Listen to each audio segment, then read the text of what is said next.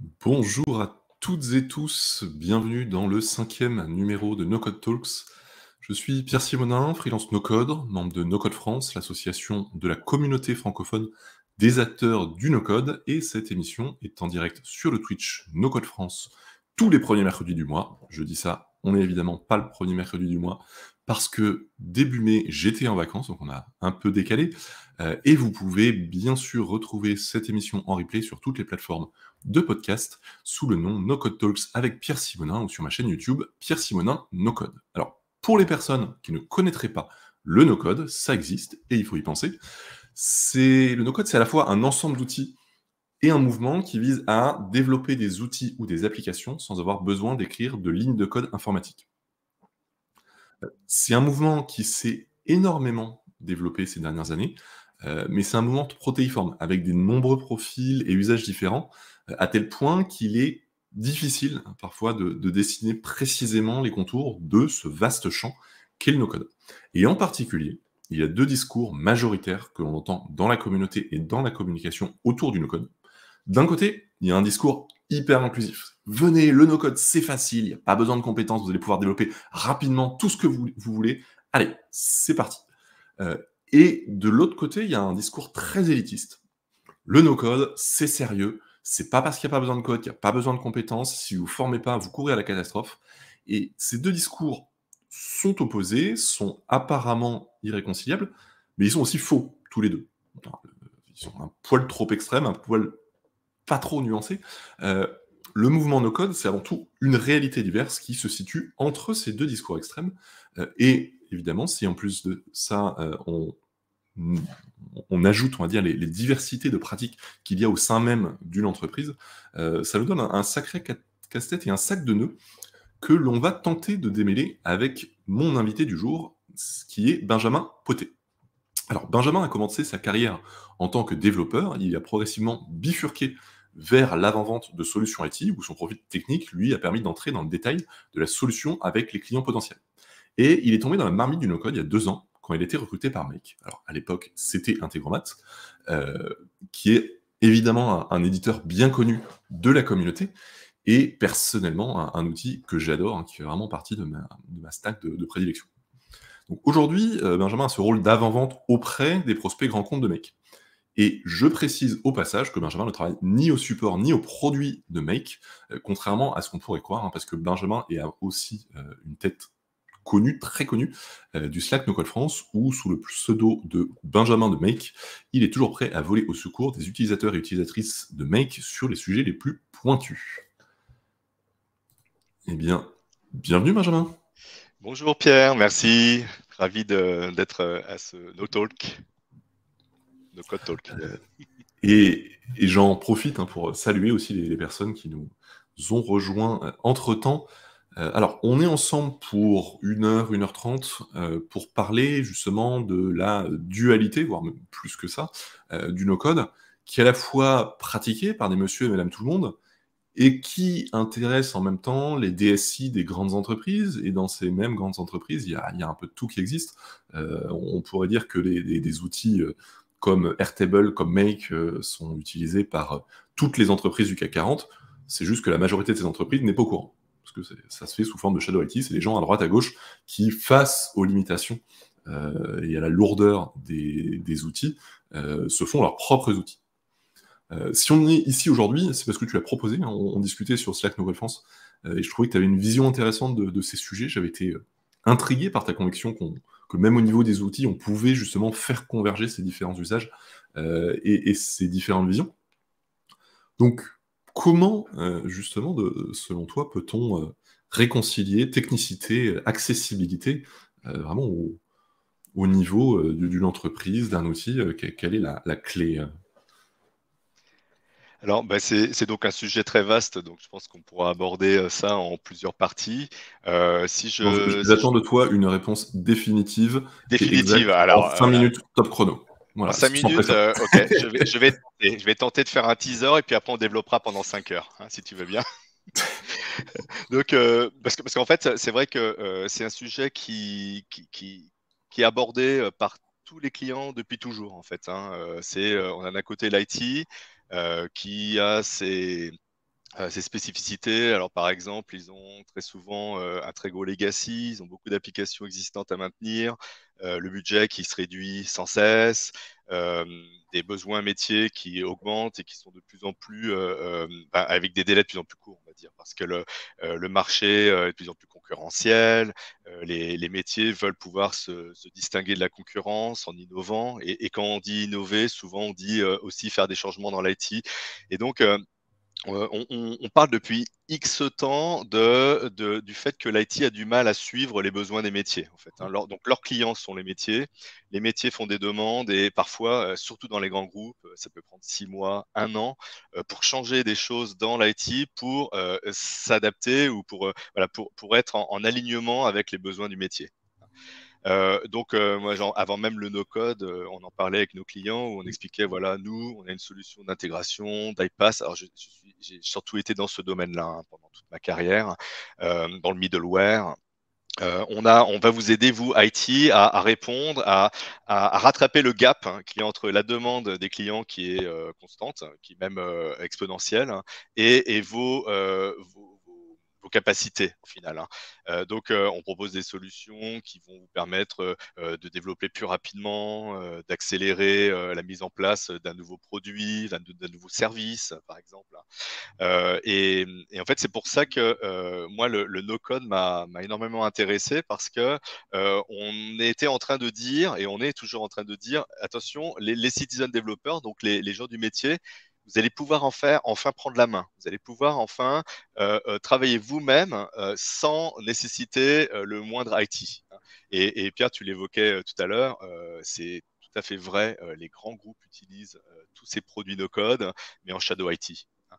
Euh, alors, du coup, ça plaît pas aux IT. Les IT sont plus, comment dire, comprennent mieux les risques, hein, qui sont associés au shadow IT, hein, parce qu'on a vu les réglementations qui ne cessent d'évoluer, le GDPR, toutes les normes en fait qu'impose chaque pays, chaque région, et ça, ces normes-là parfois ne sont pas bien comprises par les métiers, et l'IT a très peur justement que avec ce shadow IT, des données puissent être sorties de l'entreprise, des secrets industriels puissent être révélés, etc.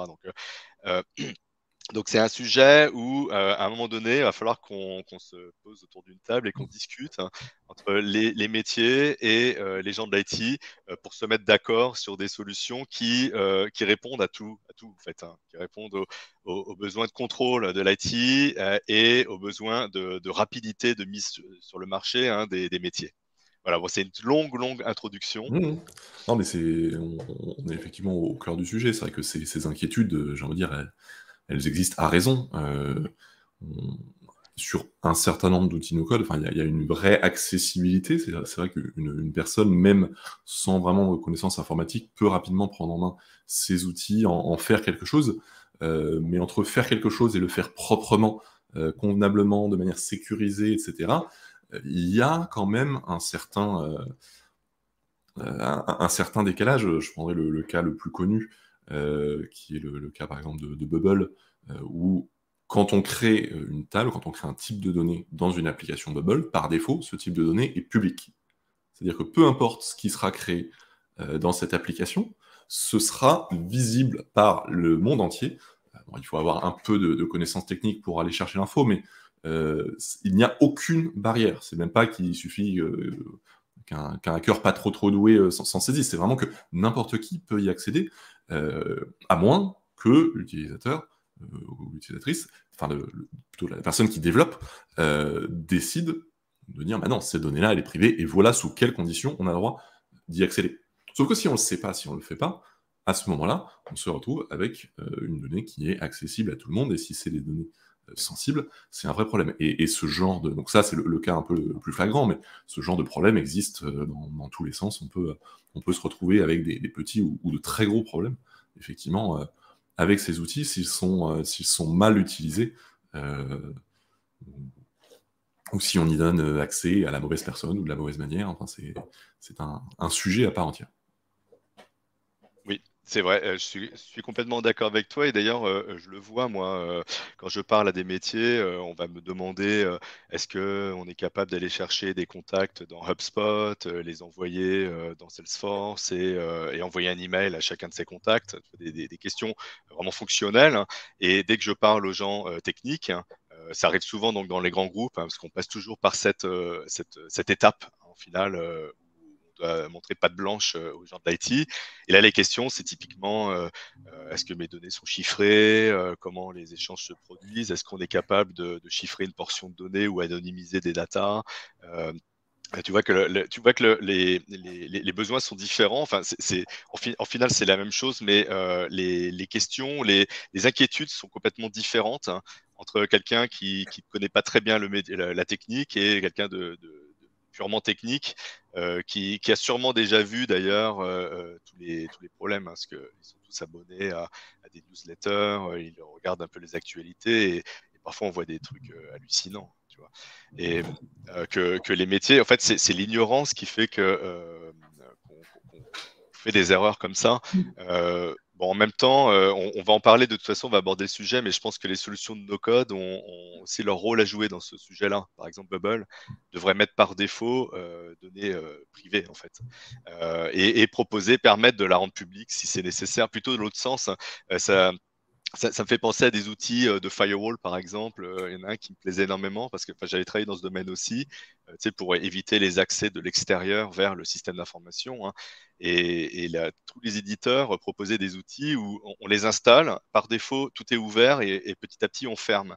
Et il y en a un éditeur qui s'appelait Deny All, hein, qui faisait complètement l'approche inverse. C'est-à-dire que quand tu installais le firewall, tout était bloqué et tu ouvrais les vannes au fur et à mesure en fonction des besoins. Et j'adorais cette approche parce que justement, voilà, là, on sécurise d'abord, on est très strict, hein, et après, on lâche, on donne du lest lorsqu'il y a des besoins très précis.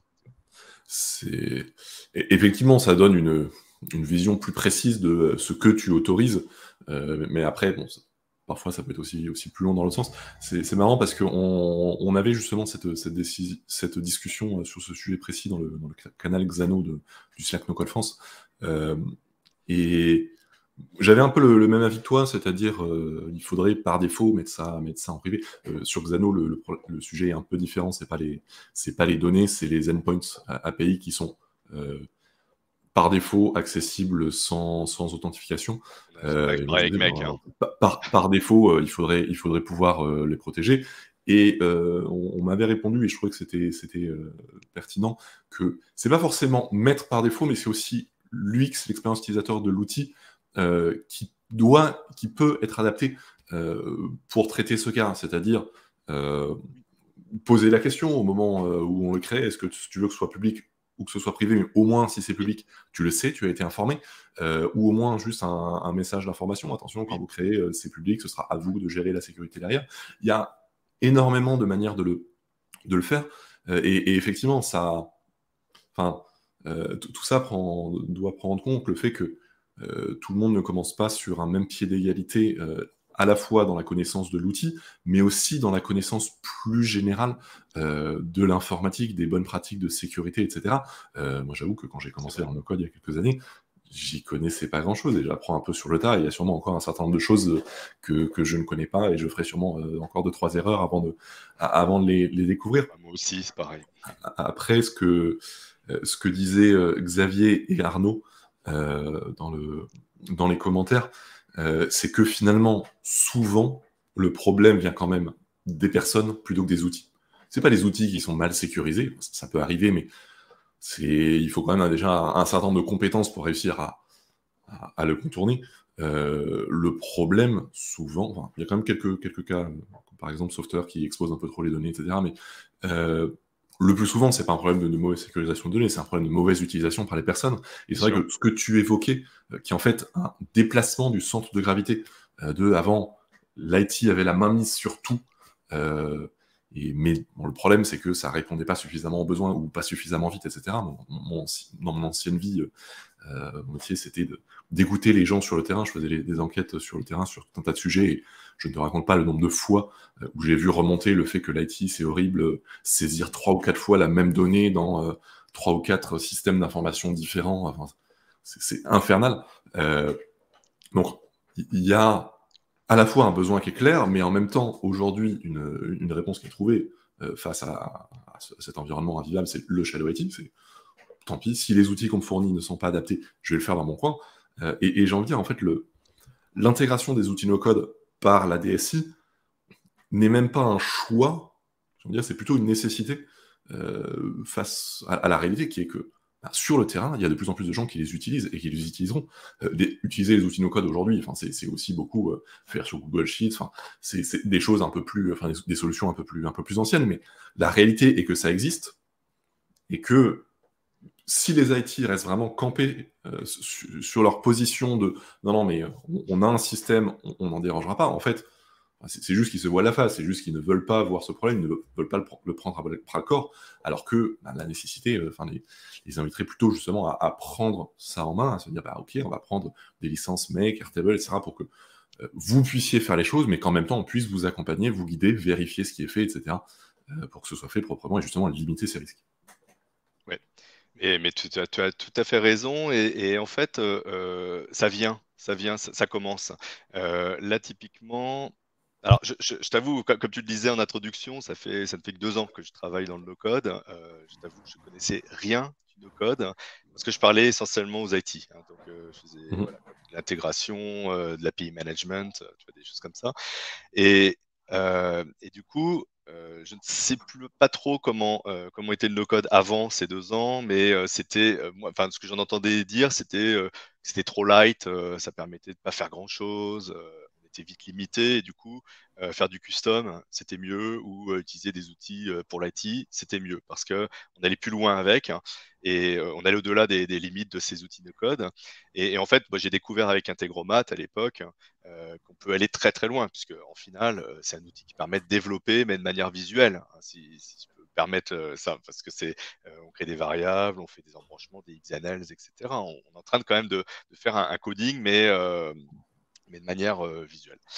Euh, du coup, je me rends compte, alors autant Bubble que Make, c'est ceux que je connais le mieux, mais Airtable aussi est très puissant pour ça. C'est des solutions qui permettent de faire des produits, des projets de bout en bout, hein, complets et complexes, hein. Et donc, ça répond à un vrai besoin.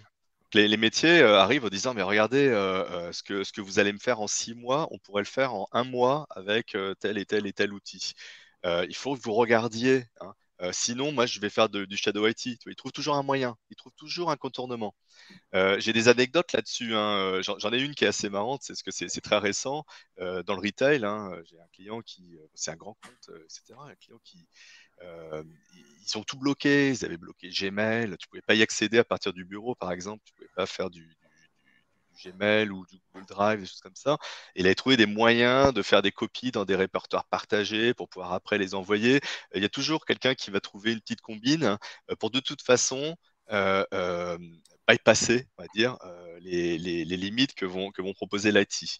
Et donc là, la solution qui est proposée par l'IT dans ce cas, c'est OK, allons-y.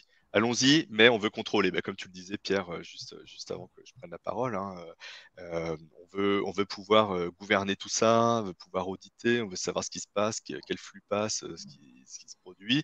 Donc, on n'a pas le choix, on va se lancer dessus, hein.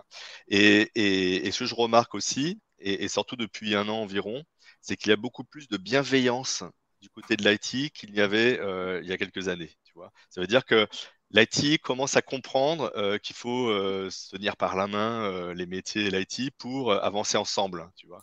Et donc, ils sont plus dans un mode, on va essayer de démonter, de détruire complètement la solution, parce qu'il manque ça, ça, ça, ça. Tu vois, vraiment, il manque telle filature, j'en veux pas. C'est plutôt, ah, il manque ça, bon, on va voir comment on pourrait faire pour contourner ça, pour trouver quelque chose d'un peu plus sécurisé, tu vois. Mm. Tu donnais l'exemple, Pierre, de Bubble qui expose de manière automatiquement publique des datas.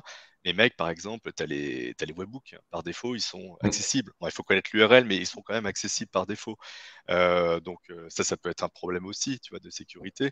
Et donc moi perso, je conseille à mes clients de rajouter des choses, de mettre dans des headers un code, enfin, tu vois, des choses Mmh. comme ça, bon, plus ou moins sophistiquées selon le besoin, mais globalement, si tu fais New Webbook Scénario, n'importe qui peut l'appeler s'il trouve l'URL. Mmh. Ça, typiquement, pour ce client dans le retail, ça a été évoqué, ça a été discuté. Et donc, ils vont mettre en place des bonnes pratiques. Et puis, en parallèle, dans Make, on va mettre en place de la sécurité, hein, d'ailleurs.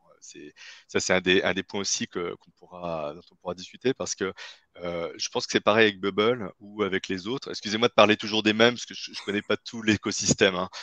Mais globalement, on se rend compte quand même qu'il y a de plus en plus de choses faites pour répondre aux besoins, aux demandes de l'IT. Et ça, en fait, ça vient souvent donc des plus grands comptes, hein, qui ont des plus gros besoins en termes de sécurité. On revient toujours sur ce sujet de sécurité, mais c'est ça en finale, hein. La sécurité, tu sais, c'est très global en finale, hein. Euh,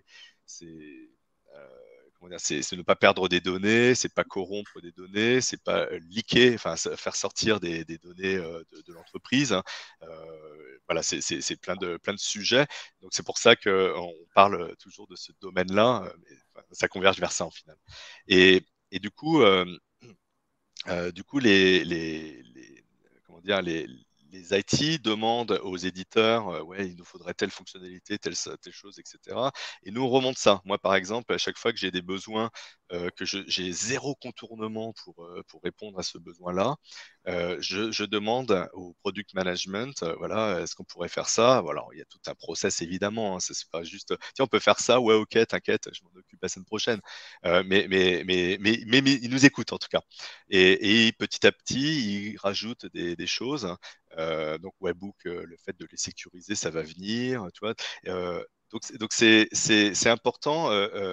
Tu vois, le No Code Community, j'adore le Slack Community. C'est une mine d'informations, de besoins en fait, hein, venant des métiers. Tu sais, quand ils posent des questions quelquefois anodines, on se rend compte que ah ouais, mais ça, il le faudrait dans le produit, c'est indispensable.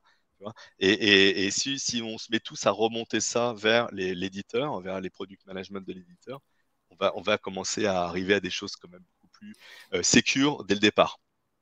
Après, je vais en dire que le plus souvent, c'est même pas il le faudrait, c'est que le plus souvent, c'est ça existe, mais il faudrait que ce soit plus facilement Oui, trouvable, découvrable, etc. Il y a quand bien même sûr. beaucoup de cas où Aussi, les gens oui. disent oh là, ce serait bien si on pouvait faire ça, mais tu peux, Ouais, tu peux. mais tu sais pas encore C'est vrai. comment. C'est Euh, vrai. Après, le- enfin, je te rejoins totalement sur ce que tu disais sur les environnements totalement bloqués. D'expérience, plus tu vas essayer de tout verrouiller et de tout bloquer, plus ça va pousser les gens à justement en sortir. Parce que en fait, ils sont tellement contraints dans leur quotidien qu'ils sont obligés de trouver des alternatives. Enfin, vraiment, on se rend pas forcément compte à quel point ça peut pourrir la vie, littéralement, de personnes, d'être dans des systèmes ancien, verrouillé, où tout prend trois plombes, où tu peux rien faire, ou même des fois un simple copier-coller va pas marcher parce que une personne à l'IT s'est dit que mais non, mais ça a un problème de, euh, ça peut causer des problèmes de sécurité, etc. Mais en fait, c'est inutilisable au quotidien. Et du coup, on Sûr. va se retrouver avec forcément des manœuvres de contournement qui sont la plupart du temps beaucoup plus dangereuses Et oui. que ce qu'on leur empêche de faire pour des raisons de sécurité. Et c'est vrai que, enfin, comme dit Shop Deluxe, euh, les DSI n'ont plus le choix, elles doivent forcément agir dessus. C'est en quelque sorte la fin de leur dictature. Alors, les DSI sont plus ou moins des dictatures, on va dire, selon les DSI. Il y en a qui le sont un peu trop et d'autres beaucoup plus ouvertes. Mais c'est vrai que je rebondis aussi sur ce que tu disais. Il y a régulièrement des gens quand même qui prennent de haut le no-code et ces outils. Des développeurs et développeuses déjà, enfin, qui disent attendez, c'est bien mignon, moi j'ai appris le code, on fait des trucs complexes, c'est un métier, vous n'allez pas me dire que des outils permettent de faire aussi bien, parce que en pratique, non, tu fais jamais totalement aussi bien, mais en fait, c'est pas le but, c'est pas le but du no-code de faire exactement tout pareil. Sinon on n'en aurait pas besoin. Et aussi des métiers, on va dire, un peu plus installés, enfin, des DSI, bien sûr, des intégrateurs plus classiques. Moi, je sais que pour un client, je travaille avec des intégrateurs de RP. Oui. Ah là, mais il m'adresse à peine la parole, quoi. Oui. Moi, je suis pas du métier. Je suis un petit jeune qui aime bien bidouiller avec des outils, donc ça sert à rien de me demander mon avis ou de m'inclure dans quoi que ce soit. J'espère que que ça leur portera pas préjudice à la fin, mais bon, il se trouve C'est- qu'aujourd'hui, quand même, sur la logique dont ça fonctionne actuellement, ben, c'est comme moi qui en sais le plus. Donc, enfin, c'est des vrais problèmes, en fait, quand on prend de haut des outils, des gens, etc., forcément, ça finit par nous retomber dessus derrière.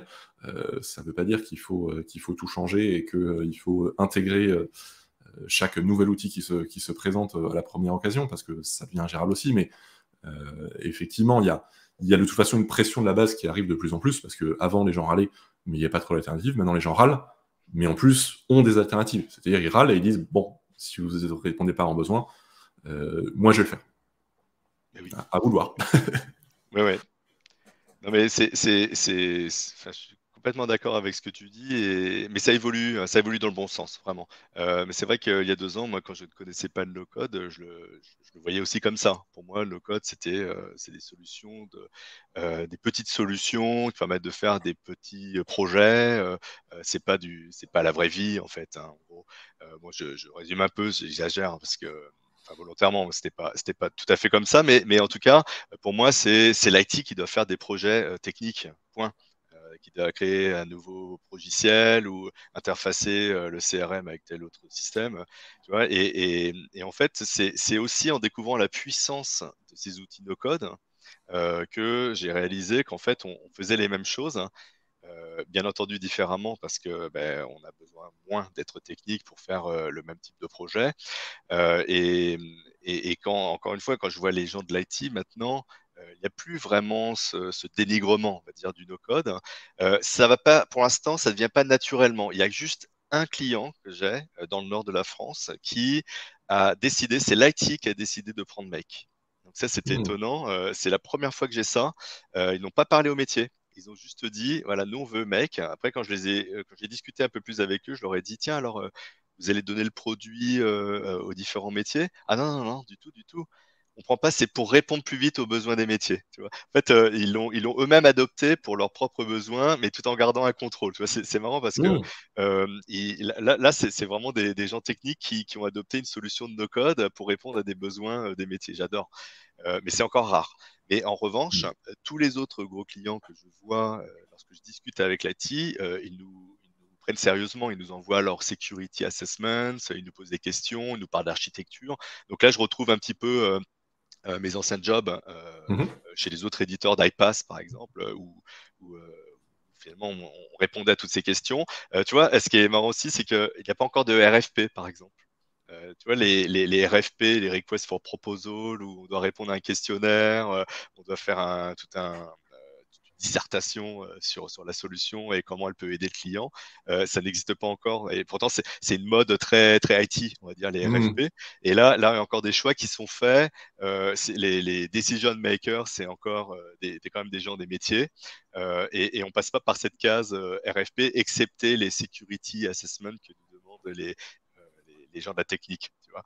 Mais en tout cas, tout ça pour dire que ça évolue et par contre, moi, je réalise quand même que quand je réponds à des questions aux gens techniques, parfois je me dis, ouais, c'est vrai, il manque ça, il manque ça, il manque ça. Tu vois, il y a quand même des choses qui vont être indispensables si on veut vraiment leur donner envie de travailler avec les métiers.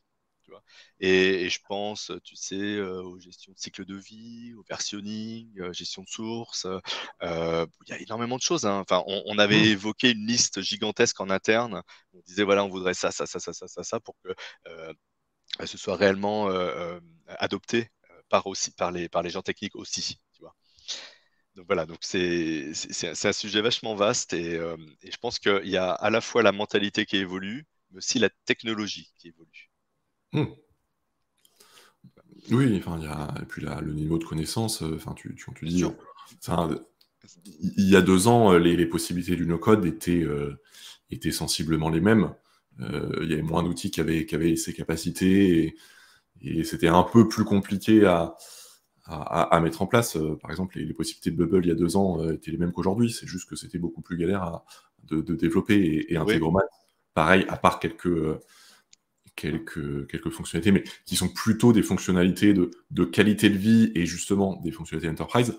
Sinon, les possibilités de l'outil étaient quasiment strictement les mêmes il y a 2 ans. Oui, oui, tout à fait. Et d'ailleurs, c'est bien que tu évoques enterprise, parce qu'en fait, c'est vrai qu'il y a aussi une distinction à faire. Moi, j'ai encore on a encore des clients, tu as vu, enfin 90% des clients sont quand même sur la version self-serve, donc sur Pro, Core, Team, etc. pour Make, hein.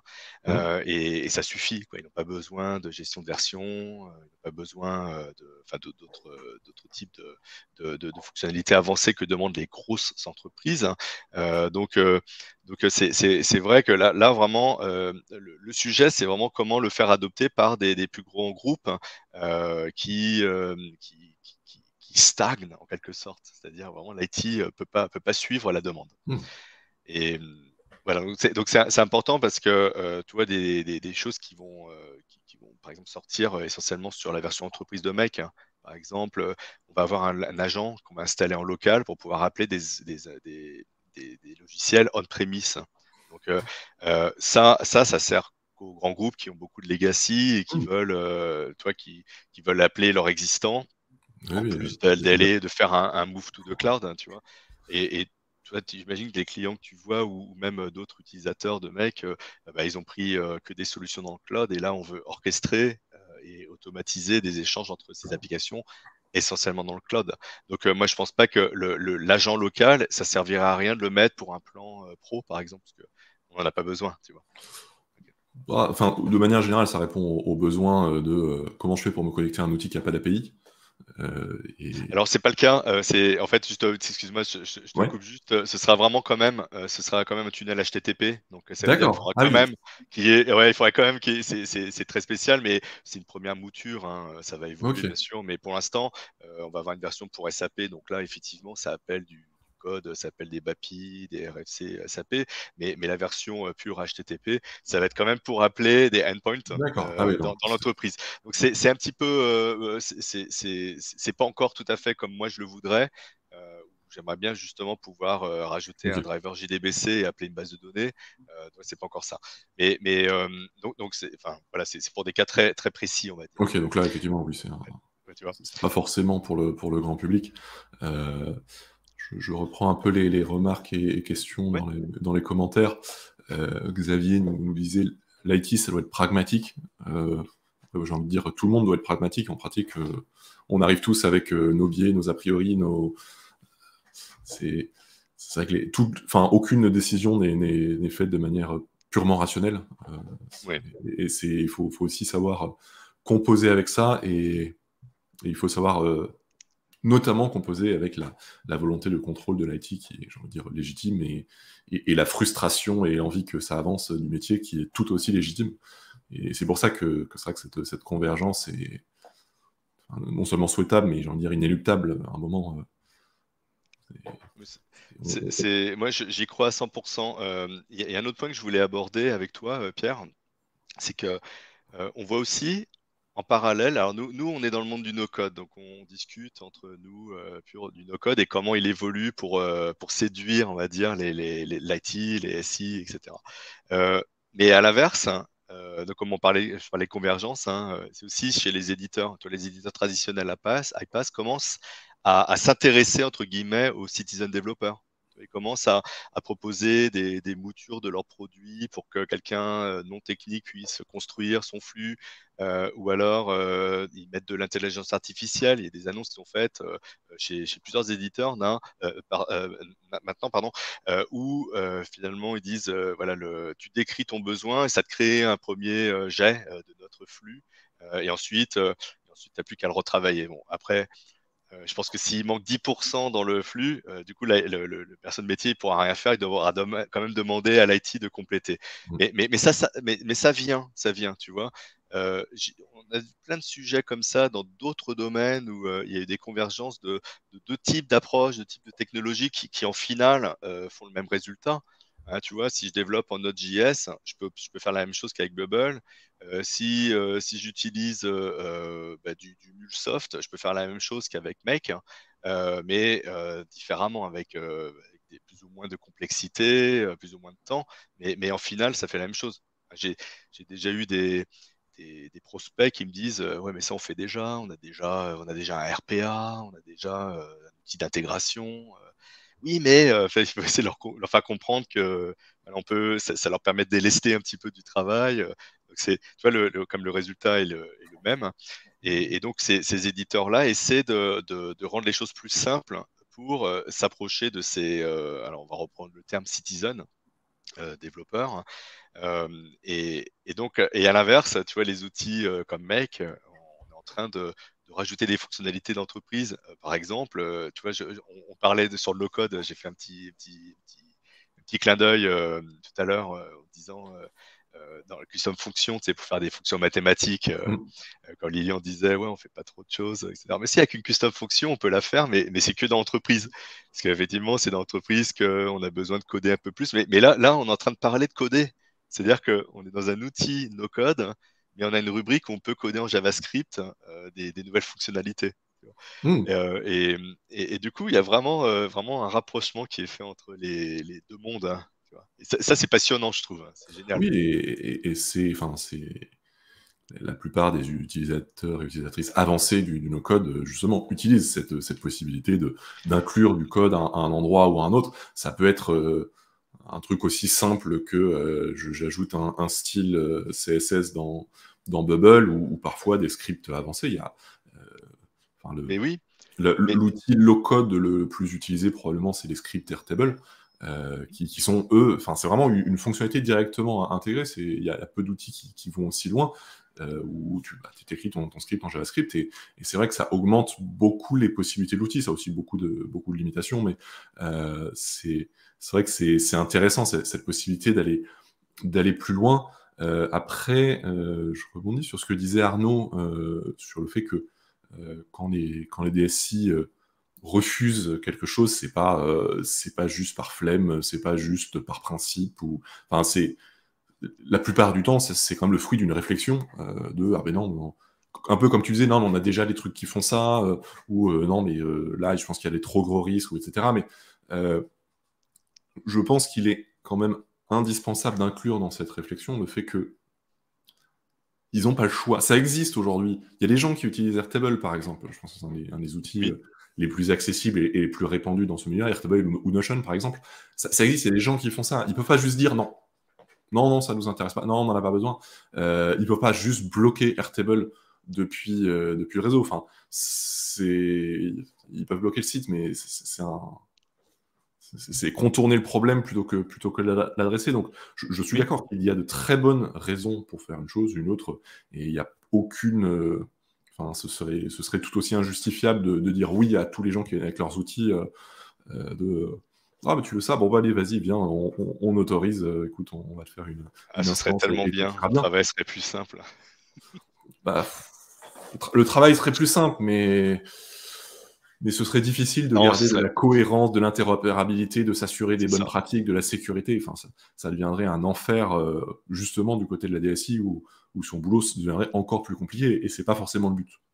Oui, mais c'est pour ça quand même qu'ils regardent, qu'ils sont plus ouverts, parce que c'est ce qui arrive en final. Ce que tu décris là, c'est ce qui arrive aux entreprises où on dit non, hors de question, vous prenez rien d'autre, on vous fait pas votre projet, et les métiers se mettent à faire dans leur coin, ils prennent un compte gratos, ils expense avec leur carte bancaire le produit, et à un moment donné, ils trouvent un moyen d'exporter de la data critique pour pouvoir l'utiliser dans le nouvel outil. Tu vois, tu as toujours un moment donné où quelqu'un ouais, genre, bah, je donne pas, moi je suis l'IT, je donne pas l'accès à l'API de tel produit qu'on a. Par exemple, tu vois, Salesforce, tu peux, en tant qu'admin, tu peux dire, j'interdis tous mes employés, tous les utilisateurs de mon organisation Salesforce, d'accéder aux API. Tu peux leur interdire ça.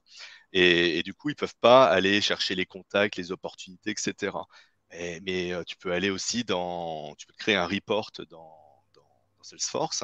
À partir du report, tu fais un Excel, tu fais un export en Excel ou en CSV, tu vois. Et après, c'est ça que tu injectes dans l'outil de no-code, tu vois. Mhm. Toujours un moyen de contourner. Donc, euh, c'est pour ça qu'ils sont moins obtus, on va dire, hein. Mais ils demandent quand même qu'on leur prouve, nous éditeurs, qu'on a le minimum nécessaire pour qu'ils puissent savoir qui fait quoi, quand, comment, quelle donnée est protégée, pas protégée, tu vois. Et Et on arrive à un des gros sujets, et j'ai envie de dire pour l'instant, une des faiblesses des outils no-code, c'est l'observabilité. bien sûr, Aujourd'hui, justement, pour savoir qui fait quoi, où, etc. Enfin, c'est très compliqué. Que ce C'est très soit compliqué. sur Make, sur Airtable, les outils sont pas encore au niveau. Ça progresse. Les outils Airtable en enterprise notamment ont bien progressé là depuis 1 ou 2 ans. On peut faire des choses maintenant beaucoup plus intéressantes, mais c'est au niveau d'une base. Il faut quand même beaucoup rentrer dans la granularité. Ça reste C'est difficile d'avoir une vision ensemble, et parfois même des choses absolument élémentaires. C'est difficile d'y accéder si on approche de la limite du nombre d'automation qui tournent par mois. Bon oui, courage pour déjà s'en rendre compte et ensuite voir d'où ça vient. ouais. Ouais, c'est Mais des choses assez difficiles, et c'est vrai que quand on est une DSI, qu'on a besoin de donner accès aux gens, mais c'est une petite partie du boulot, c'est aussi de suivre et d'accompagner tout ça. Ben, ne pas avoir cette visibilité est quand même un frein. mais complètement. Et on a des éditeurs qui ont compris ce besoin, qui aident. Par exemple, Etsyscale, on en parlait, Pierre, tout à l'heure. Mm.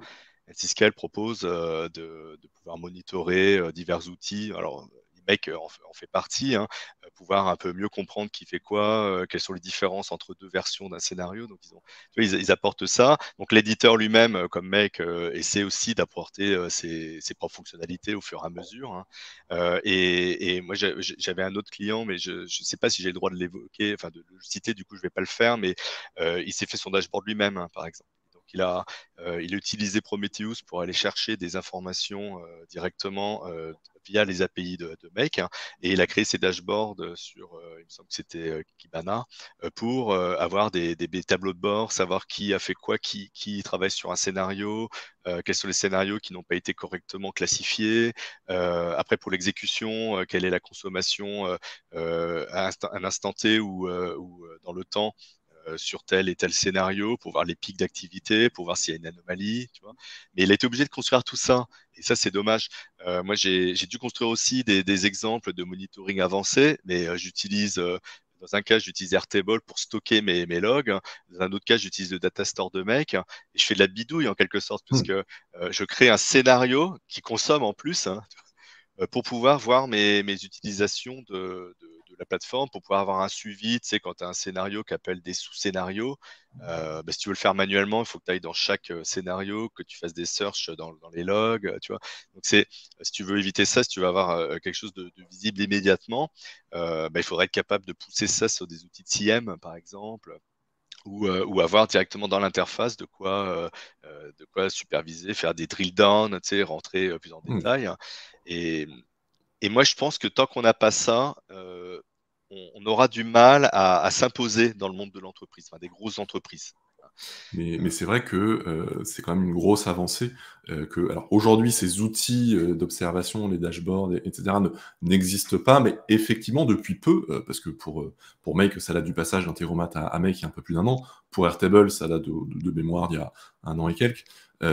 Aujourd'hui, on a accès pour ces outils à la Metadata API qui justement permet tout ça, permet de récupérer ces Ouais, infos. Et c'est vrai que c'est en soi une grosse avancée et un gros pas en direction euh, des DSI de dire ben, on n'a peut-être pas les outils pour vous afficher toutes ces infos, mais en attendant, on vous met à disposition la donnée euh, pour que vous puissiez piloter ça. Et enfin, dans c'est ça. Airtable, tu peux utiliser la metadata API pour finalement mettre dans une base Airtable les données que tu Ouais, veux c'est top. observer et que tu veux suivre. Et c'est vrai que mais, bon, c'est des choses assez complexes à mettre en place, mais qui aujourd'hui deviennent possibles. Et c'était il n'y a pas si longtemps. Que ça, totalement impossible. Oui, c'est vrai. C'est vrai qu'Integromat, il n'y avait pas d'API à l'époque. Moi, quand je suis arrivé, il commençait tout juste à créer cette API en même temps que voilà, ça a été migré sur du Make, hein. Et, euh, Et je trouve ça même incroyable qu'il n'y ait pas eu d'API avant, perso. Mais bon, maintenant ça va, c'est fait, on a une API et ils augmentent les endpoints régulièrement. Tu sais, on a de plus en plus de services disponibles, notamment pour les logs. Mais voilà, c'est vrai que moi je suis étonné que ce soit si récent, perso. Surtout des éditeurs qui tournent beaucoup autour des API en final, parce que quand même, Make, c'est un des gros consommateurs d'API tierces, hein. Mhm. Donc, il était temps qu'il lui-même expose ses API. Donc, voilà, Ouais, bah, il y a C'est toujours des éphémère. choses dans les roadmaps, des fois, on se dit des trucs: «Mais pourquoi ça arrive que maintenant ça? Pourquoi c'était pas déjà là il y a 5 ans?» C'est C'est fou, hein, c'est fou. Mais en tout cas, tu as raison, c'est exactement ça, que demandent les gens du technique, hein, et aussi demandent d'avoir les justement ces capacités à prendre le contrôle quelque part et à aider aussi, à accompagner, les gens des métiers.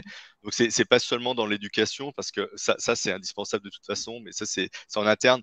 Je sais pas si enfin moi je suis déjà dans une entreprise qui a plus de 3000 employés, parce que ça appartient à Celonis, mec maintenant, hein. Et Celonis c'est plus gros et du coup on est, tu sais, on est soumis aux certifications ISO 27001 par exemple, et donc on doit faire des trainings régulièrement en tant qu'employé. Par exemple, je dois savoir ce qu'est une donnée privée versus une donnée publique. Je dois savoir, enfin tu vois, on a pas mal de formations chaque année à suivre pour se faire certifier, pour que l'entreprise soit certifiée en mmh finale. Ça fait partie de l'éducation que proposent maintenant presque toutes les entreprises, parce que c'est quasiment obligatoire pour, vis-à-vis des réglementations, tu vois. C'est vrai que je savais pas qu'un email c'était une donnée personnelle, hein. Pour moi, c'était, enfin, tu vois, des choses comme ça qu'on apprend grâce à ces trainings-là. Donc il y a ça permet au métier d'être plus au courant de ce qu'ils peuvent faire ou pas faire. D'accord. Donc ça, moi, je trouve que c'est déjà bien qu'il y ait tout ça en parallèle où on éduque, on apprend ce qu'est du mh. phishing, on apprend ce qu'est une donnée perso, etc. Et de l'autre côté, ben, on a donc les gens de l'IT qui vont pouvoir prendre de plus en plus le contrôle quelque part. Alors, c'est des demandes parfois qui sont pas encore réalisables, hein. Il nous manque encore des choses. Moi, j'ai des clients qui disent: «Ouais, mais les connexions dans Make», je pense que c'est pareil avec Bubble. Je veux pouvoir ou les autres outils, je veux pouvoir, décider, qui voit quoi. Je veux pas que les utilisateurs utilisent leur propre compte. Je veux créer un compte de service, hein, sur Google, par exemple, pour, pouvoir maîtriser, ce qu'il fait, hein, pour pouvoir, le stopper à n'importe quel moment quand je vois qu'il y a un problème, ou, changer ses scopes pour l'empêcher d'écrire plutôt que de lire, tu vois? Des choses comme ça. Donc, des choses qui sont parfois compliquées à faire, tu vois? Avec des outils comme Make, hein. Ça vient en fait, aussi, tu vois? On a de plus en plus de petits morceaux de fonctionnalités qui font que, les IT se sentent plus, dans le contrôle, hein, tu vois? Et finalement, ils disent: «Voilà, moi, je m'occupe de la partie complexe. S'il y a besoin de faire du custom fonction, je te l'ai créé. Si tu as besoin d'une custom app, je te la crée et toi, tu vas l'utiliser dans ton scénario, avec, les connexions que je te donne, par exemple. Tu pourras, donc créer tu seras très rapide, mais tout en gardant, la gouvernance», tu vois? Mmh. Donc je trouve ça vachement intéressant qu'il y ait, cette convergence. Enfin, j'utilise Mmh. beaucoup ce terme, mais c'est ça, c'est la convergence. Après, moi, je propose de dézoomer un peu parce que, cette convergence, au sein des grandes entreprises qui se fait petit à petit et à des niveaux très divers, on va dire, sur les environnements, heu, est-ce qu'elle pourrait pas devenir une divergence avec les autres personnes qui utilisent ces outils? Parce que à mesure que les outils, s'adaptent justement aux besoins très spécifiques des grands comptes, est-ce qu'on ne va pas perdre le contact justement avec les personnes qui probablement aujourd'hui représentent encore la majorité des utilisateurs et utilisatrices des outils, peut-être pas la majorité des revenus, euh, mais est-ce que justement on perd pas en accessibilité ou on va pas noyer des personnes face à, enfin, dans une marée de fonctionnalités dont elles n'ont pas besoin. Je pense qu'il y a différentes manières de le faire et les différents outils s'en sortent plus ou moins bien. Je pense que Make fait partie des bons élèves en la matière parce que l'expérience en fait est quasiment inchangée pour les utilisateurs lambda. C'est-à-dire que qu'il y ait tous ces efforts du côté de Enterprise, moi, ne m'affecte pas, par exemple, sur mon compte perso, et utiliser Make, c'est aussi facile que ça l'était avant. Oui, Alors, c'est facile et relatif, parce que Make fait partie des outils avec une petite courbe d'apprentissage, voilà, c'est vrai. c'est pas l'outil le plus accessible du monde, mais c'est pas non plus excessivement technique. Euh, mais en tout cas, toutes ces choses qui se développent ne m'impactent pas. Et la plupart du temps, je me dis pas, oh là là, ça c'est pour les enterprise, j'aimerais bien en bénéficier. Il y a une petite exception sur les custom functions en JavaScript dont j'aimerais bien pouvoir bénéficier. Je me dis, c'est nul que les enterprise qui puissent l'avoir, mais on va dire, c'est anecdotique. Ça m'a jamais empêché de faire quelque chose sur Make. Tant pis, ça me fait consommer un peu plus d'opérations. Et au passage, je ne comprends pas que le fait de créer et lire une variable compte des opérations dans Make. C'est une aberration pour moi. Ah oui, oui. Après, c'est des choix qui ont été faits il y a longtemps. Je ne connais pas bien. Mais il y a d'autres élèves qui sont peut-être un peu moins bons, et je pense notamment à Airtable. Il y a une petite fronde, timide pour l'instant, mais parmi les makers Airtable aujourd'hui, qui trouvent que l'outil dérive de plus en plus, devient de plus en plus complexe et de plus en plus difficile à suivre aussi, avec des nouveautés, puis en fait on revient en arrière, et puis c'est assez difficile à suivre. Il y a une cohérence d'ensemble discutable, honnêtement, et il y a une vraie interrogation de est-ce que ces outils ne vont pas aller à tout prix justement vers le monde enterprise, vers le monde des grandes entreprises, en délaissant à moyen ou long terme, finalement, les personnes qui dépendent aussi de ces outils-là et qui en ont besoin. Et c'est vrai que on a vu un cas, alors qui est un peu différent avec le changement de pricing de Bubble, mais c'est vrai que la possibilité qu'un outil devienne inutilisable ou change son prix et du coup devienne hors de portée pour un grand nombre de ses utilisateurs et utilisatrices, ou simplement un compte gratuit, le plan gratuit qui est supprimé parce qu'en enterprise il n'y en a pas besoin, ou des choses comme ça, ça peut potentiellement avoir des gros impacts sur l'écosystème et sur l'utilisabilité finalement de ces outils par le plus grand nombre. Oui, tout à fait. Mais je suis tout à fait d'accord avec toi. Mais il faut trouver le bon compromis en final. Et dans les produits, tu as toujours un moyen. Tu vois, par exemple, si demain, on a besoin je sais pas, de gérer, enfin, comme je disais, de gérer les connexions, c'est d'avoir un admin qui gère toutes les connexions qui sont faites vers les outils tiers pour pouvoir contrôler ça. Euh, Là, ce sera que dans l'entreprise, tu vois, ça ne touchera pas les autres plans, parce que les autres plans, c'est des auto-entrepreneurs, c'est des plus petites structures, tu vois, qui n'ont pas ce besoin. Donc, tu n'as pas besoin de rajouter cette complexité en plus, hein, tu vois. Après, c'est la façon dont ça va être construit. Euh, Moi, je pense que c'est pas mal, parce que, tu vois, par exemple, le fait de faire un bouton, tu vois, excuse-moi, je prends des exemples de Mike parce que c'est ce que je connais mieux, hein, mais les webhooks, tu peux quand même dire je fais du filtering d'adresse IP pour que seule telle adresse IP puisse appeler mon webhook. Ça, c'est un moyen aussi de sécuriser. J'ai dit que c'était pas sécurisé, mais il y a ça au moins. Ça, c'est par défaut. Moi, je suis un utilisateur très sans trop de connaissances techniques.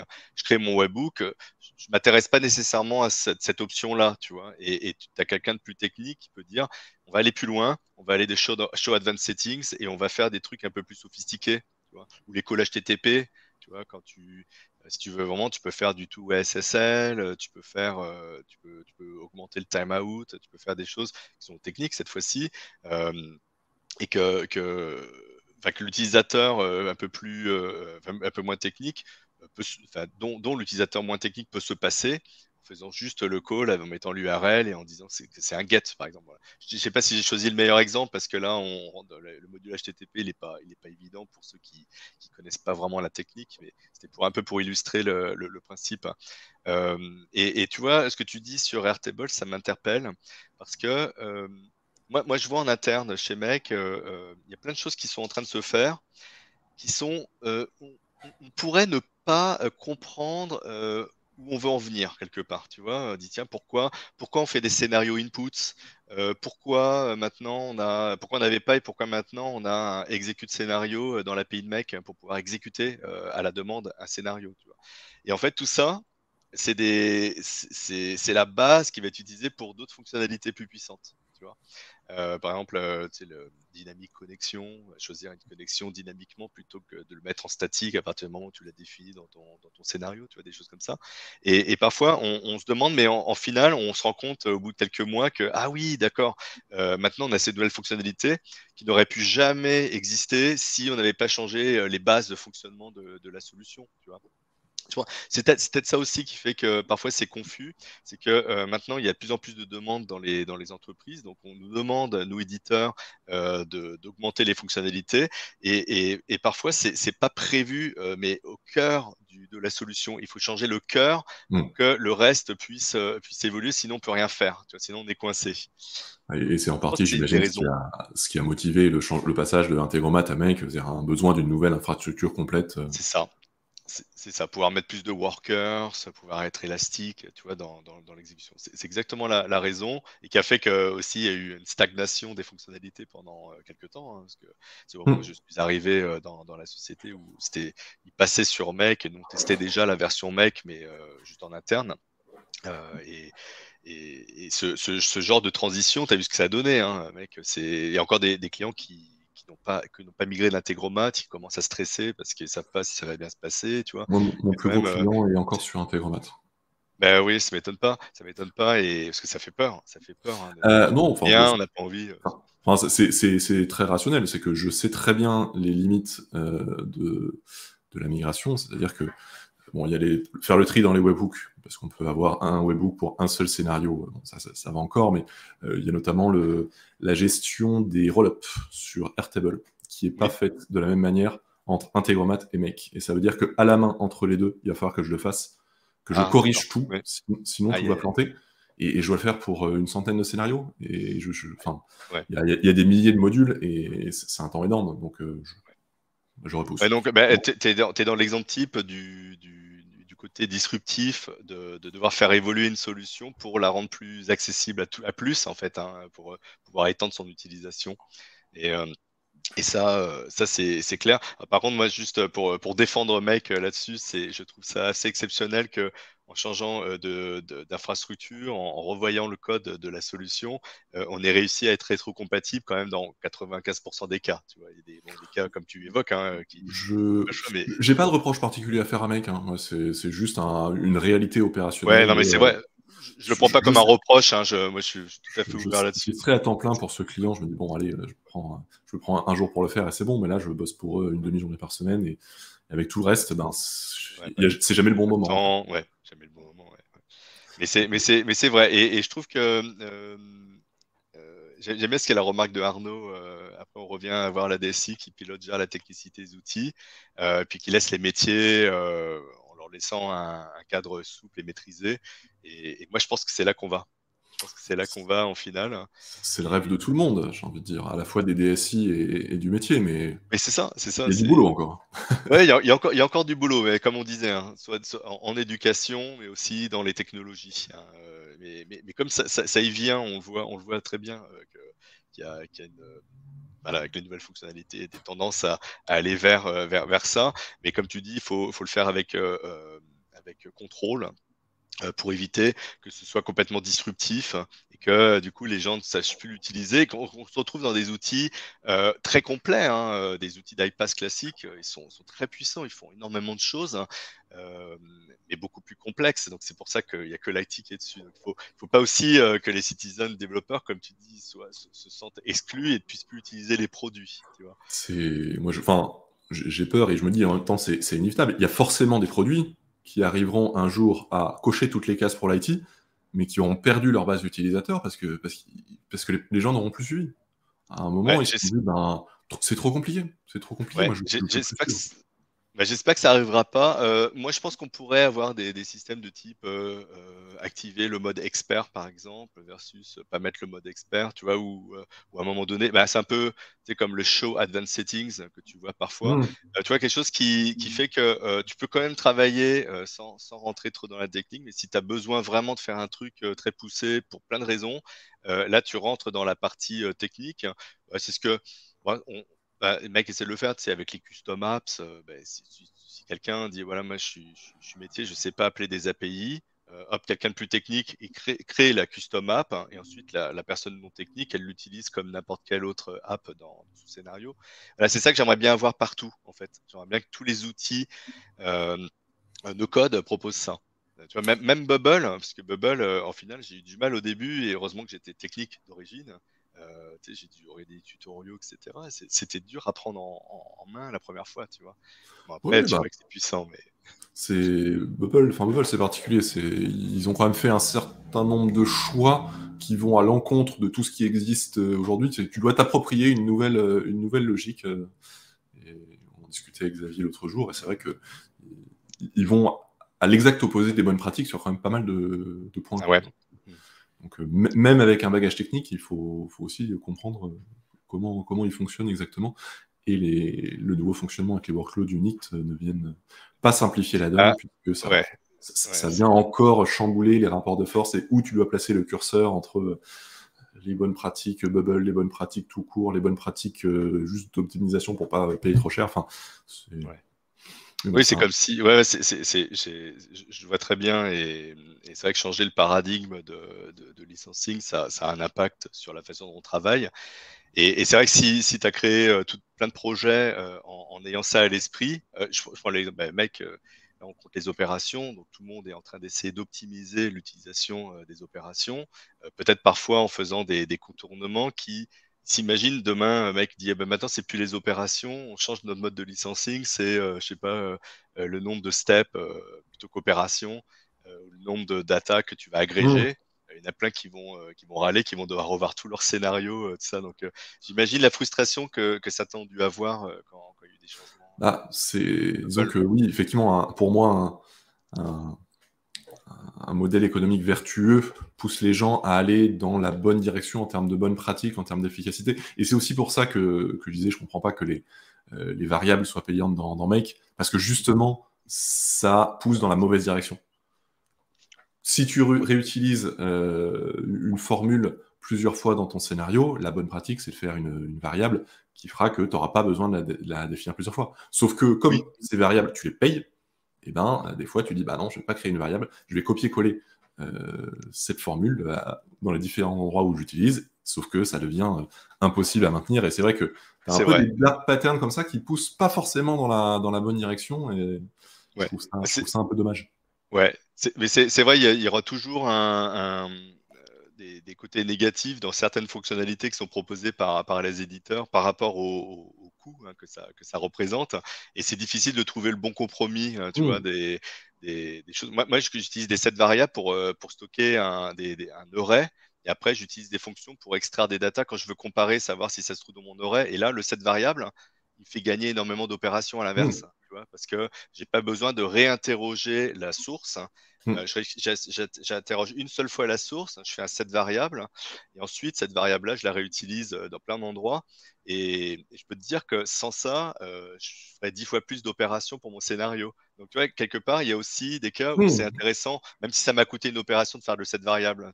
Mais enfin, je sais pas de défendre le truc, je dis juste que enfin, on est d'accord sur le fait que euh, on- la façon dont un éditeur va faire son licensing va avoir un impact sur la façon dont on va construire un flux. Et ça, je l'ai vu chez tous, même chez les éditeurs pas no code en fait. Hein, Hmm. où, Complètement. et j'ai eu des reproches hein, parfois chez d'autres éditeurs où on me disait je veux pas que ce soit le produit qui drive ma façon de travailler. Ils ont raison, c'est-à-dire que voilà, parce que je sais que ça va me coûter plus cher, je suis obligé de passer par un chemin qui me plaît pas, techniquement parlant ou fonctionnellement parlant. Et du coup, j'aimerais ne pas être contraint par des choix plutôt financiers que techniques. Tu vois. Et c'est Ouais, tout un après, sujet ça, encore qu'il va falloir bien étudier avec le no-code. c'est le critère de la personne qui sait qu'elle a le choix parce qu'elle peut toujours faire les choses en code à côté. Enfin, Oui, c'est c'est vrai. quand on sait pas coder, on prend aussi, on prend aussi les outils tels qu'ils sont, avec leur logique, avec leurs limitations, même si c'est plus facile de vivre avec certaines qu'avec d'autres.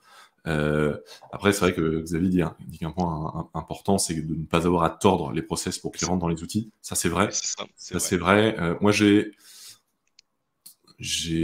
vois un peu le cheminement inverse, c'est-à-dire que mes clients, c'est surtout des petites entreprises.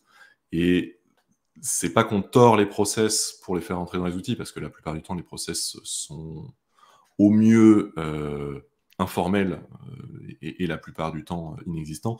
C'est qu'en fait, on construit les process autour des outils. Plutôt. Oui.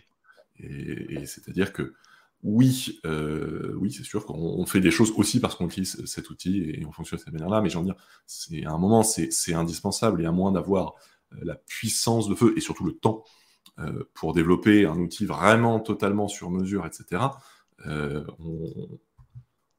est obligé forcément de prendre un outil avec ses forces, ses faiblesses, ses limites. Mais oui. Mais c'est là qu'on revient sur le sujet initial, hein, entre les métiers et les gens techniques. Hein. C'est que justement, ce type de solution maintenant va permettre à des métiers de construire rapidement quelque chose.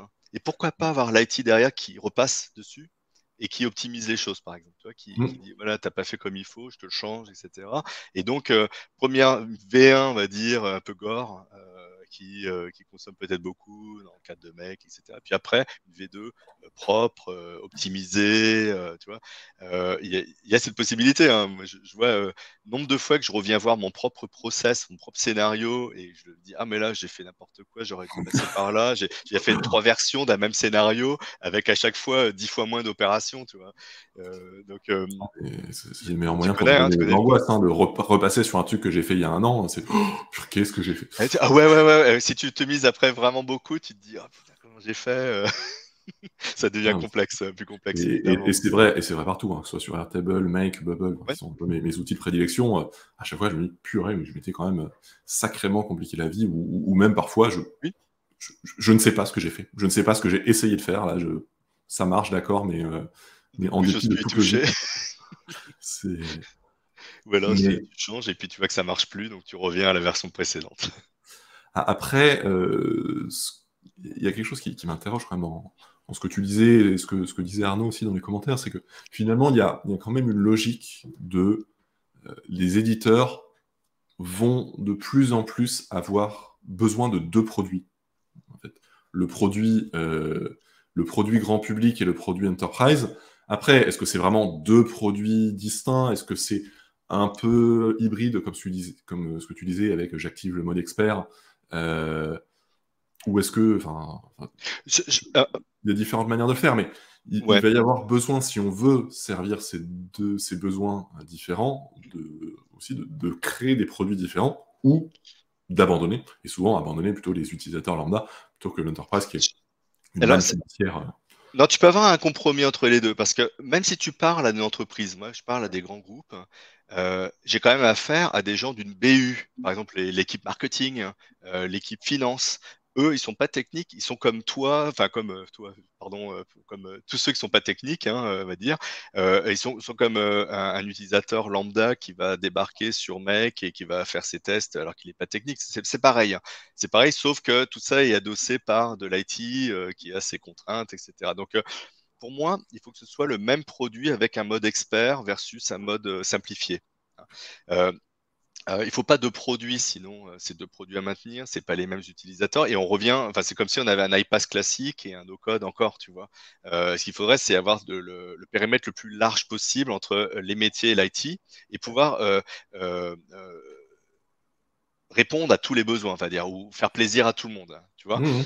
Donc, ça prend, pour moi, ça prend ce chemin, vraiment.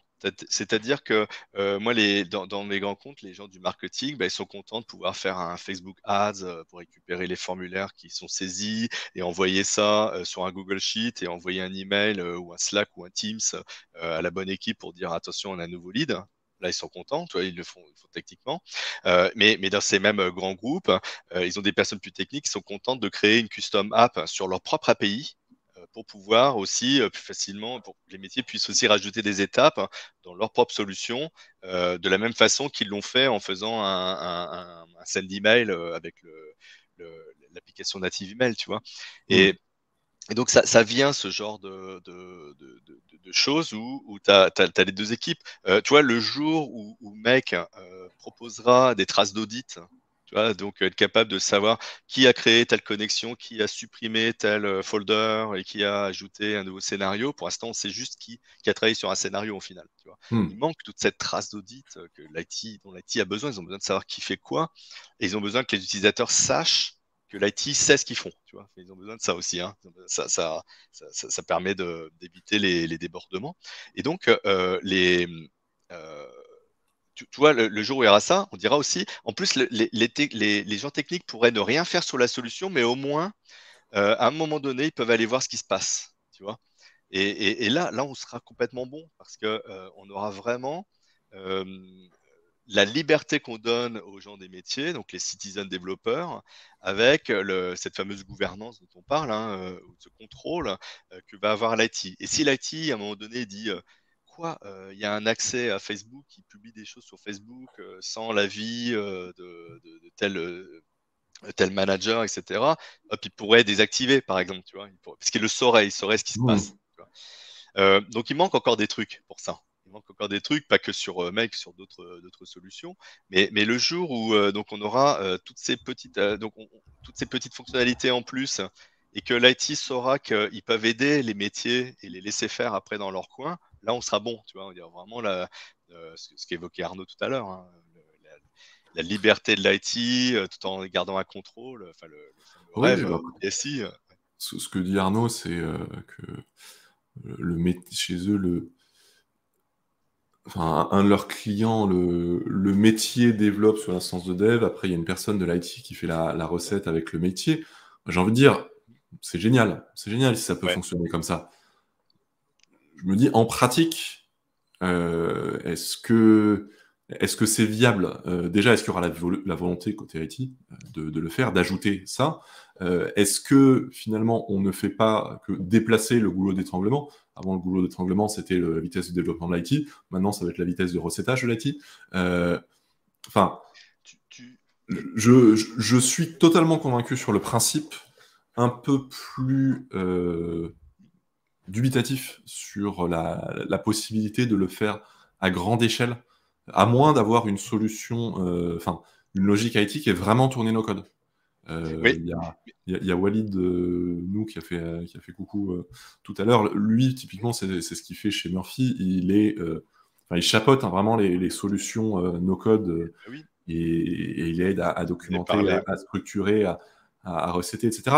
Euh, mais parce que c'est une volonté de la boîte et parce que il fonctionne avec des outils no-code et la taille de la boîte le permet. Oui. Est-ce que dans un grand groupe, c'est envisageable si on ne parle pas de 200 employés, mais qu'on parle de 20 000 employés, est-ce que c'est envisageable d'avoir quelque chose comme ça, ou même de 1000 employés? Enfin, c'est... Ouais, moi, je pense que comme tout domaine, il y a des nouveaux postes à créer, des nouveaux types de Oui, métiers à créer. complètement.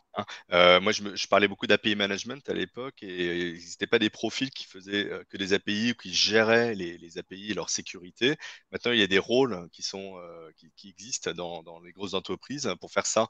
Et je pense que ce sera le cas aussi. Pour l'instant, c'est des gens de l'IT qui sont détachés pour gérer ça. Et c'est pour ça d'ailleurs qu'on nous demande beaucoup, en tant qu'éditeur, de s'aligner avec ce que fait déjà l'IT. Tu vois, le nombre de fois, on me dit est-ce que vous intégrez avec GitHub hein, pour les sources des scénarios? Est-ce qu'on peut utiliser Jenkins pour faire des déploiements continus entre les tests, le QA, la production? Est-ce que vous gérez les environnements, etc. Tu vois, parce que ils sont déjà bien structurés dans ce domaine-là et ils veulent pas perdre cette structure-là. Donc, tant que l'éditeur n'aura pas fait évoluer son offre pour se plugger à ces outils-là, et tant que l'IT n'aura pas créé des nouveaux métiers pour être un peu le référent technique d'une équipe fonctionnelle, hein, des équipes fonctionnelles, ce sera difficile, tu vois. Mais ça, je pense sincèrement qu'on va y aller parce que on a déjà réalisé une chose, c'est que le no-code permet de faire quasiment tout ce que tu faisais avant, enfin ce que tu fais encore maintenant, bien sûr, avec du coding ou avec des outils plus techniques hein, pour les IT. Donc, c'est un vrai outil, c'est un vrai avantage. Donc, pour l'instant, je pense que pour reprendre ce que tu disais sur le temps, le goulet d'étranglement, euh, tu, tu peux en avoir sur la partie déploiement, mise en production, test de non-régression, etc. Parce qu'on va demander à l'IT de gérer ça, mais tu as quand même gagné vachement de temps sur les développements grâce au no-code. Hein. Et ce temps-là, déjà, était gigantesque hein, chez les IT qui sont débordés. Hein. C'est même pas leur faute. Hein. On disait, Non, il y avait des stats, c'était genre 80% du temps des gens de l'IT est utilisé pour maintenir l'existant. Donc, c'est-à-dire que déjà, les ressources, elles sont utilisées quasiment intégralement, 4 jours par semaine, hein, pour juste maintenir un existant. Et il reste le dernier jour, c'est ce qui reste pour les innovations, les nouveaux projets. Et si on pouvait utiliser ce jour-là juste pour valider que tout se passe bien côté métier et que les métiers puissent faire. Alors, on dit les métiers à chaque fois, mais ça peut être des chefs de projet, des gens plus fonctionnels et un peu techniques, tu vois. Enfin, c'est hybride, hein. Mais ces gens-là, si on les laisse, on leur donne à disposition un outil qui permet de construire vite fait leurs orchestrations d'appels de service, euh, le gain, il va être vachement visible en fait, en final, tu vois. Mm. Mais ça marchera, encore une fois, que si les outils no-code commencent à proposer des fonctionnalités qui sont nécessaires pour les grosses entreprises, et si l'IT, du fait qu'il a plus de contrôle, se sent prêt à laisser, à donner un peu plus de latitude, plus de liberté aux gens des métiers, tu vois. Donc, moi, j'y crois, je suis à fond dedans, et Je dis j'espère pas que que ça j'y crois arrivera pas. vite. Je vois beaucoup, je vois juste beaucoup d'obstacles sur le chemin. Et après, cette histoire de maintenance, de maintenir l'existant, j'ai envie de dire, c'est quelque chose qui existe aussi avec le no-code, et d'autant plus si ça n'a pas été très bien conçu. Moi, j'ai un client, C'est il vrai. a conçu lui-même sa base Airtable, et je suis arrivé en cours de route. Sauf que la base Airtable, elle était pas très très bien foutue, mais ça marchait, et il y a déjà beaucoup de choses qui tournaient, donc à aucun moment on a pu ou on a pris le temps de tout refaire, et en fait, le Ouais. maintien de l'existant prend aussi énormément de temps, même si j'utilise Airtable MX, quoi. C'est pas forcément des choses qui sont l'apanage du code. Oui. Après, je rejoins totalement ce que disent Xavier, Arnaud et Walid sur la répartition des rôles, c'est-à-dire Oui. avoir des personnes du métier qui sont sensibilisées et qui sont formées complètement aux enjeux de sécurité, de développement, etc. D'avoir côté DSI des personnes aussi qui ont une compréhension du métier et de leurs problématiques. Ils ne peuvent pas juste être non plus dans leur position de sachant et regarder avec condescendance le reste du monde. C'est malheureusement des choses qui arrivent des fois aussi. Il va y avoir besoin, enfin, s'il y a un recettage qui est fait par l'IT de ce qui est développé par le métier, il va y avoir besoin à minima de très sérieusement former les personnes, ou probablement dans un certain nombre de cas, de prévoir de nouveaux postes, d'embaucher des gens pour faire ça, parce que savoir Ouais. coder, c'est une chose, mais ça te rend pas compétent pour auditer une base Airtable plus 10 scénarios, scénario make, et t'assurer que c'est fait de la bonne manière. Parce que il y a aussi la tentation, quand tu regardes vite fait les outils no-code, il y a toujours la tentation de dire « Ah, ça, ce serait quand même mieux avec du code ». C'est Ouais. possible de se le dire, et c'est une vraie tentation, je sais, pour beaucoup de Oui. développeurs qui touchent au no-code pour la première fois. Et en fait, il faut aussi savoir déplacer ce réflexe de « Ok, oublie ça, oublie ce que tu sais faire, juste regarde tel que c'est fait, regarde ce que ça te permet. » Et souvent, ça débouche sur les... C'est quand même pas mal, en fait. Ouais, c'est vrai. C'est une question d'éducation, et je pense que ça rejoint un peu ce que disaient Xavier et Arnaud sur les makers en entreprise, les sensibiliser sur l'IT, enfin sur les risques associés à ça, plus les gens de l'IT, les sensibiliser sur comment ils peuvent être plus agiles, hein, finalement, s'ils utilisent ces outils-là. Et une fois que cette éducation est faite, on est bon. On est bon.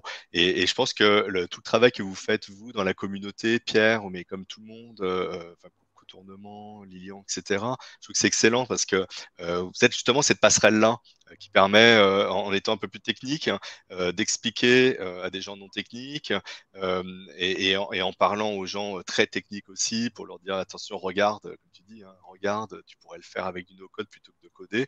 Et je pense que vous êtes la glue en fait entre ces mondes de l'IT et des métiers. Et je trouve que c'est vachement important. Je trouve ça top. Vous êtes clé là-dessus aussi, tu vois, pour Et, éduquer, pour évangéliser, tu vois.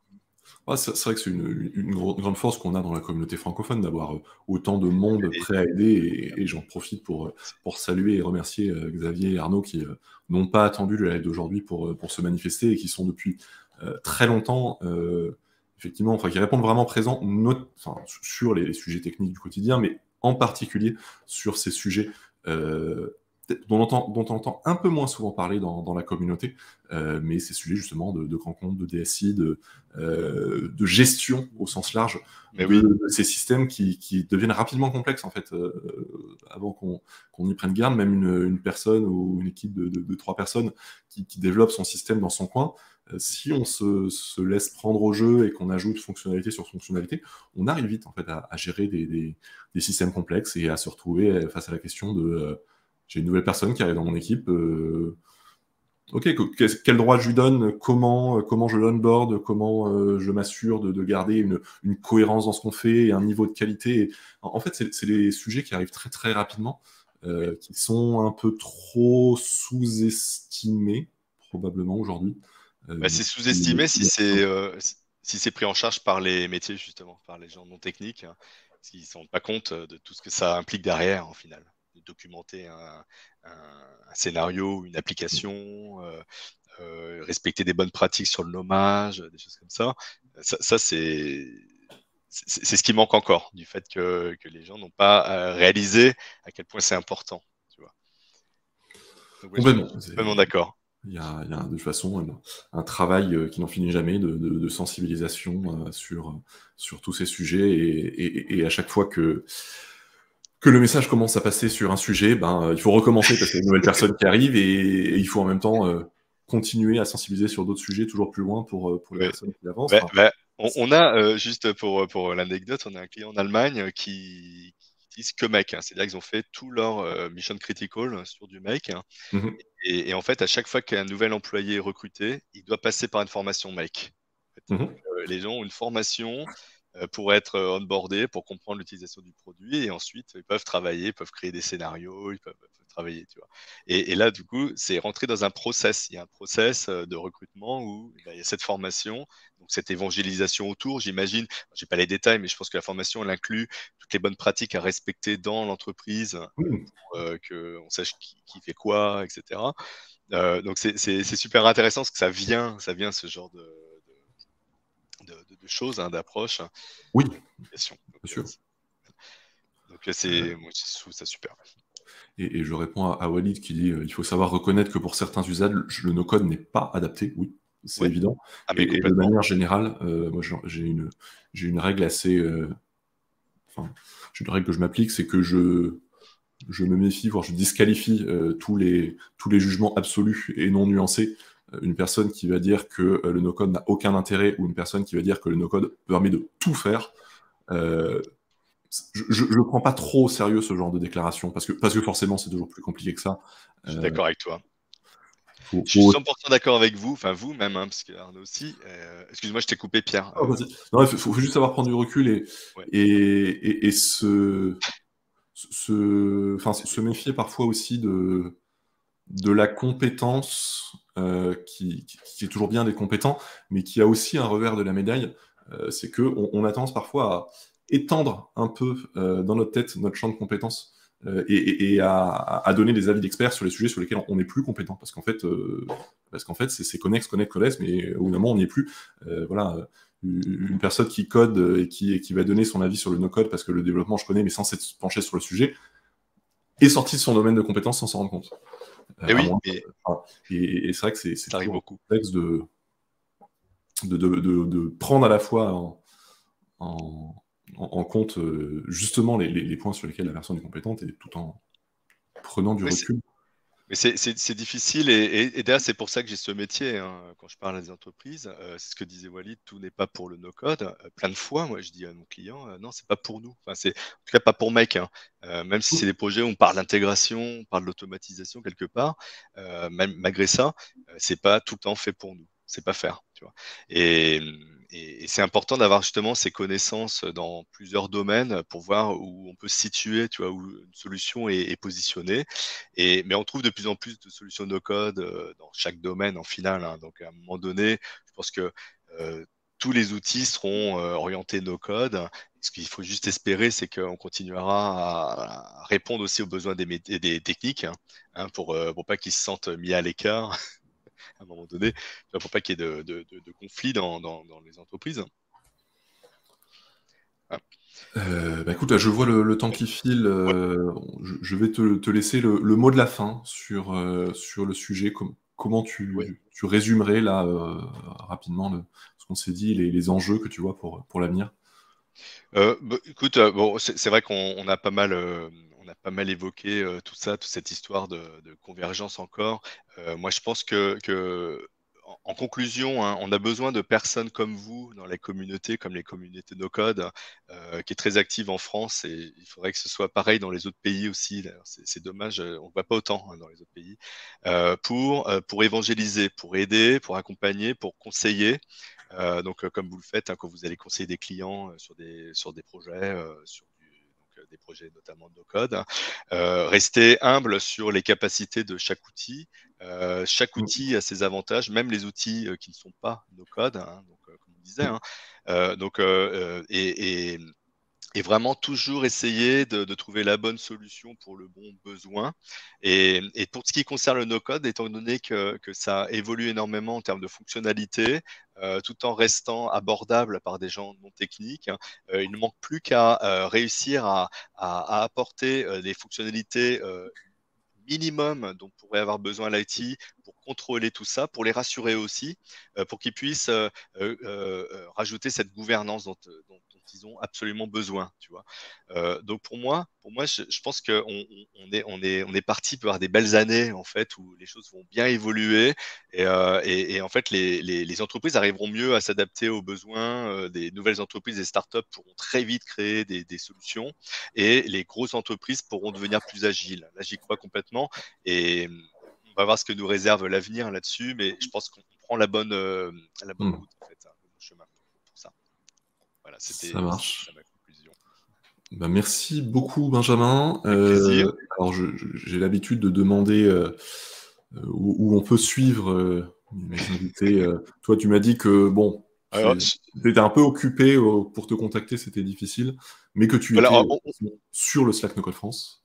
voilà, c'est ça. On peut me contacter évidemment sur Slack No Code. Ça me fait très plaisir de pouvoir aider quand j'ai le temps, hein, même faire des calls quelquefois pour aider. Ça, j'adore faire ça.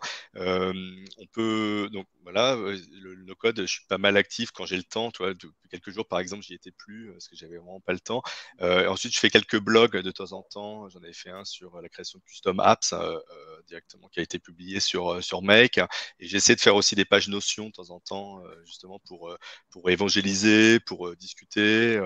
Donc voilà, c'est surtout ça, mais pas, tu vois, je fais pas de Twitch, je fais pas de vidéos YouTube, des choses comme ça, mais voilà, avec plaisir pour participer encore à d'autres Twitch, par exemple. Ça me fait plaisir d'essayer de donner mon avis humble, mon humble avis. Euh, voilà, Il existe de nombreuses manières de contribuer ouais. et tu fais partie des bons contributeurs, hein, Ah de bah, c'est cette gentil, grande je te remercie. communauté. Et toi aussi Euh, d'ailleurs. On va ton nom tout le Moi temps aussi, non, partout. oui, je Tu vais m'as pas faire même la aidé sur promotion. Bubble l'autre fois. Shop Deluxe demande si tu seras au Roadshow Célonis à Paris le 28 juin. Alors j'avais vu la question pour l'instant, il n'était pas prévu que j'y aille, mais pourquoi pas. Donc je vais regarder un peu. Euh, Normalement, enfin, on devrait y être, hein, franchement, parce qu'on est Celonis et voilà, on parle d'automatisation aussi, après, à partir du moment où on a fait du process mining. Donc je regarderai pour pouvoir y être et je tiendrai au courant, sinon j'enverrai un petit Slack sur la communauté de code si certains veulent me voir. Et puis il y aura d'autres, il y a quand même d'autres organisations. Chez MEC, on fait de plus en plus on va essayer de faire de manière mensuelle en fait des soirées où on présente des use cases, on discute avec les clients. On en a fait un à Paris il n'y a pas longtemps. Et donc, on va en faire de plus en plus. On essaie un peu plus d'animer la communauté de Make. On Écoute, se verra à l'occasion. on a hâte de voir ça. Merci encore, Benjamin. Plaisir. Tu m'as dit que tu Merci avais Pierre. 1h30 devant toi. Oui. Tu peux y aller le temps que je rende l'antenne D'accord. pendant encore 2 minutes. Si tu as le temps, tu peux rester avec nous. Non, je vais Mais, devoir y aller. J'ai un appel avec un client là qui a aucun démarré souci. depuis 2 minutes. Merci encore. Merci encore. Merci Pierre pour m'avoir invité. Et puis à très bientôt. Au revoir tout le monde et merci d'avoir suivi. À bientôt. À bientôt. C'est donc la fin de notre émission. Merci à toutes et tous pour votre écoute, pour votre participation. Beaucoup de commentaires tout le temps, mais encore plus aujourd'hui, j'ai l'impression. Donc merci beaucoup pour votre participation à ce débat. Le mois prochain, je recevrai Élise, je vais y arriver, Richard, qui est une freelance no-code spécialisée notamment sur Airtable, Make et Software. Elle aussi assez active dans la communauté, et en particulier dans les Airtable Arena, bon nombre d'entre vous la connaissent. Et on échangera sur un sujet qui nous est cher, à Alice comme à moi, c'est comment concilier ses valeurs avec son activité de freelance, parce qu'on a forcément envie de faire le bien, d'avoir un impact positif, etc. Mais d'un autre côté, il y a la réalité économique, il faut gagner sa vie, réussir à développer une activité pérenne. C'est une équation qui n'est pas forcément évidente, même si le no-code a des bons arguments pour réussir à justement faire des projets pas trop chers pour des entreprises ou des associations qui ont les moyens et qui ont un impact positif, etc. Donc, on échangera sur tout ça le mercredi 7 juin 2023 à 13h, donc dans 3 semaines. N'oubliez pas de noter le rendez-vous dans votre agenda, et d'ici là, prenez soin de vous, no codez bien, et à très très vite. Et je prends les dernières questions. Il y aura un jour un débat sur l'introduction des IA dans les outils no-code. Là, j'ai envie de dire, je te recommande l'émission qui est tous les vendredis à midi, je crois, IA plus no-code. Alexis Kolenko en parle effectivement aussi le mardi matin dans son émission La matinale des Ops. Donc, le sujet IA plus no-code est assez largement traité. Est-ce que j'en ferai une émission un jour? Peut-être. Je suis un peu... je suis un peu réticent sur le sujet de l'IA, mais en même temps, je regarde avec intérêt ce qui s'y passe. Donc, forcément, j'en parlerai à un moment ou à un autre, ne serait-ce que pour faire entendre mon avis de râleur sur le sujet qui est pas souvent représenté. Il n'y a que des gens hyper enthousiastes. Ça m'énerve. Non, je plaisante, mais voilà, c'est un sujet intéressant, mais je sais pas forcément mon sujet prioritaire. Je t'envoie le replay donc Xavier veut le replay de l'émission pour entraîner son IA de transcript. Tu sais, tu as accès à StreamYard, tu peux télécharger tous les replays que tu veux, t'as pas besoin de moi. Ah, Arnaud fera le deuxième grincheux sur l'IA. Ah bah on va faire une émission tous les deux où on va râler. Ce sera génial. Bon allez, merci encore à vous pour votre participation, c'était top. Vraiment merci pour toutes les questions, les remarques, les idées que vous avez soumises, ça a vraiment enrichi le débat. Et je rends l'antenne pour de vrai cette fois-ci. Je vous dis à très bientôt. Salut.